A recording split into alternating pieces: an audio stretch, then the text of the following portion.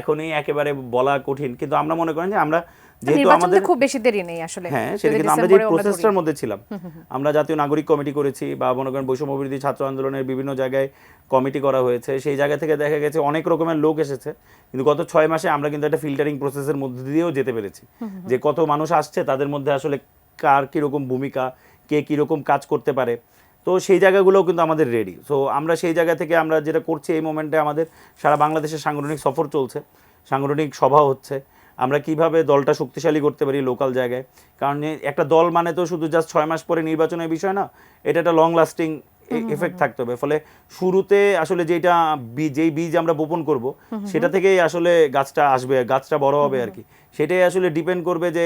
মানে যে ফলটা মিষ্টি হবে না ফলটা টক হবে। সো আমরা ওই জায়গাটাতে আমাদের যে বুনিয়াদি কাজটা, সেই কাজটার ব্যাপারে বেশি মনোযোগ এই মোমেন্টে আমাদের রয়েছে, আমরা সেই জায়গাটা তৈরি করতে চাই। আর নির্বাচন যে সময়ই হোক সেই নির্বাচনে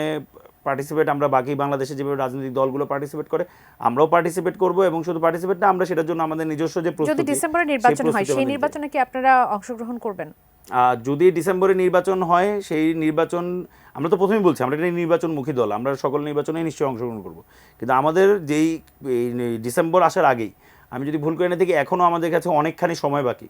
যেই সময়ে আসলে রাষ্ট্রের জায়গা থেকে এত বড় একটি গণঅভ্যুত্থানের পরে যে আকাঙ্ক্ষাগুলো রয়েছে, সেই আকাঙ্ক্ষাগুলো জায়গায় আমাদের কাজগুলো এগিয়ে নিয়ে যাওয়া জরুরি। যেমন মনে করেন যে বিভিন্ন সংস্কার কমিশন হয়েছে, কিন্তু সেই সংস্কার কমিশনের যে রিপোর্টগুলো সেটা নিয়ে জাতীয় ঐক্যমত কমিশন হয়েছে। আমরা খুবই আশাবাদী যে এই ঐক্যমত কমিশনে প্রত্যেকটি রাজনৈতিক দল একত্রে বসে আমরা আসলে কী ধরনের সংস্কার করতে পারি, আমরা নিজেরাও জানি সব সংস্কার এমন না যে ইলেকশনের আগেই করতে হবে। লিলি হালাল বিউটি সোপ, বিএসটিআই কর্তৃক সনদপ্রাপ্ত দেশের প্রথম হালাল বিউটি সোপ, দীপ্তিময় উজ্জ্বল ত্বকের জন্য। কিন্তু কিছু সংস্কার আছে যেগুলো স্বল্প মেয়াদের মধ্যে করা যাবে। আমরা যখন আমাদের কর্মসূচিগুলো খুব কম সময়ের মধ্যে ডিক্লেয়ার করা শুরু করব, যে আমাদের প্রোগ্রামসগুলো কি আসলে, যে আমরা বাংলাদেশের জন্য আমাদের প্রোগ্রাম কি, আমরা বাংলাদেশকে কিভাবে দেখি, কোন জায়গায় নিয়ে যেতে চাই, তো সেই কর্মসূচিগুলো যখন আমরা ডিক্লেয়ার করব, আমার বিশ্বাস তখন আসলে এই যে একটা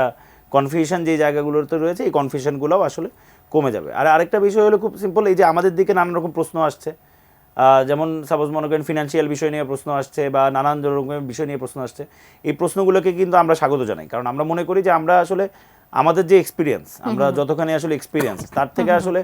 আমরা যেই মানুষ আমাদের ডিল করতে হচ্ছে বা যত মানুষের সাথে আমাদের দেখা করতে হচ্ছে, তারা আমাদের থেকে অনেক এক্সপিরিয়েন্স। ফলে কোয়েশ্চেনগুলো যখন আসে, এই কোয়েশ্চেনগুলোর অনেক সময় দেখা যায় যে আমাদের কাছে উত্তর থাকে না, আমরা বলতে পারি না ঠিকঠাক মতো, কিন্তু এই যে প্রশ্নটা আমি রিসিভ করলাম, এই রিসিভিংয়ের মধ্য দিয়ে আমি কিন্তু নিজের মাথায়ও এই জিনিসটা আমি ঘুরাই, দেখা যায় আমরা আরও 3 জনের সাথে কথা বলি, তখন দেখা যায় আমরা আমাদেরই প্ল্যানগুলোকে আরও রেকটিফাই করতে পারি, আমরা আমাদের প্ল্যানগুলোকে আরও সলিড করতে পারি। সো সেই জায়গা থেকে আমরা এই যে বিভিন্ন রকমের প্রশ্ন আসে, এই প্রশ্নগুলোকে আমরা